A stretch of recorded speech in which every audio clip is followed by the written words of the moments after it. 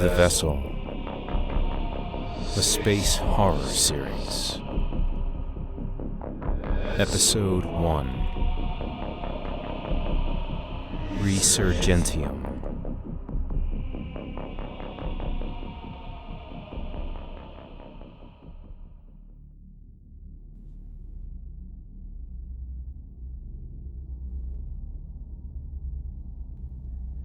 Can you hear my voice?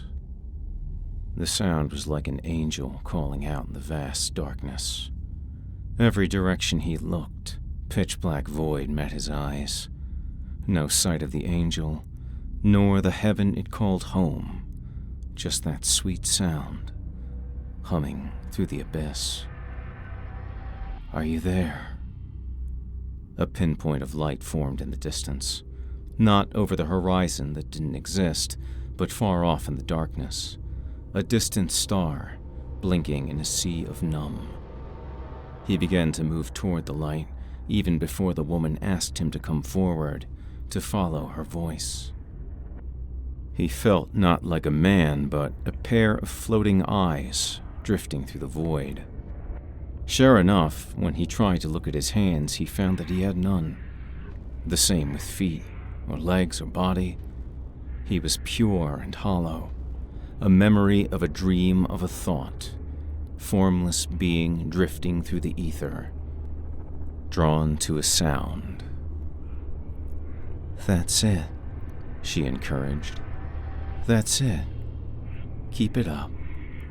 The pinpoint grew and grew until it was a glowing tunnel of light that drew his bodiless form further in, the speed increasing as its warmth whispered into him, the glow overtaking his vision and thoughts and all other sensation. The light became all that he was and all he'd ever known. As he moved further inside it, the light changed from pure yellow-white to an entire spectrum of dazzling colors that mixed and danced along with a funnel of swirling sound. Then, the colors began to separate, morphing into differentiated shapes with soft but distinct lines, and the noise, too, became unique. Beeps and hums and voices discussing him as if he were not there, until everything drew into focus and the light that had drawn him in became the light being shone into his eyes by a see-through man. The room was too bright. He squinted painfully, barely able to open his eyes. A woman called for the room to be dimmed. A moment later, the light was cut in half, enough to make out the woman in a white lab coat. He turned his head, looking for the see-through man who had held the light in his eyes.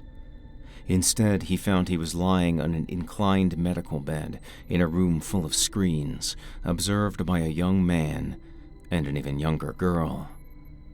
"Well, hello," the woman greeted him. She had a warm smile, her blue-green eyes bright and sparkling, clear beneath bright red hair. "I trust you slept well?" He tried to ask her where the ghostly man had gone, but no sound came to his lips, not even a whisper or a grunt. "Oh, don't try to talk. Your vocal cords are still waking up." She checked a panel of light next to his head. "Along with the rest of you? Don't be alarmed if you feel a little tingling in certain areas." The young guy glanced at the young girl. The girl smiled. "Keep it together, you two," the woman in white warned.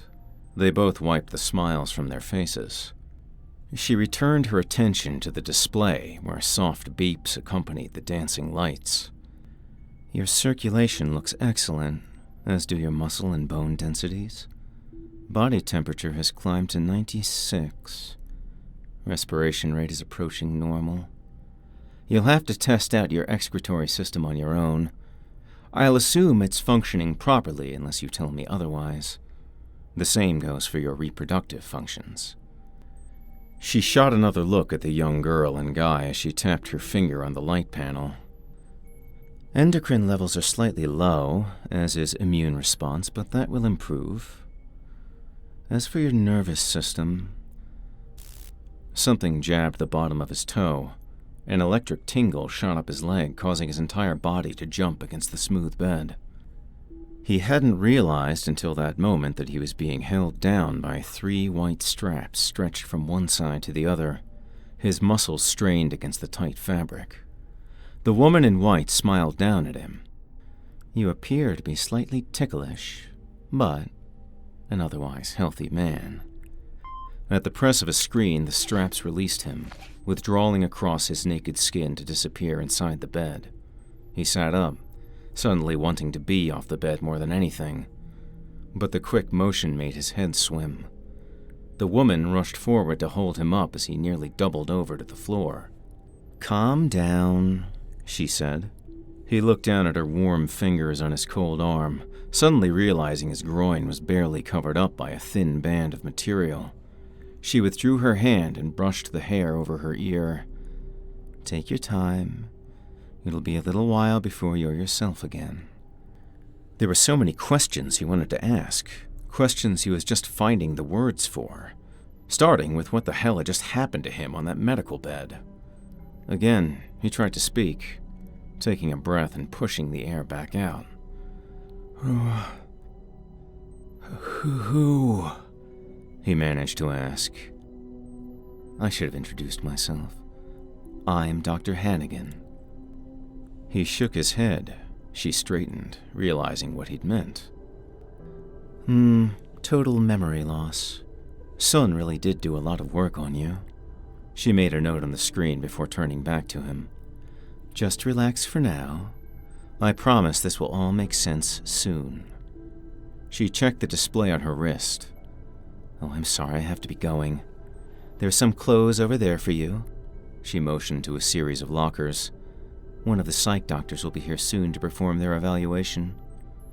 The woman in white walked to the door, pressing a button which dilated the door open for her.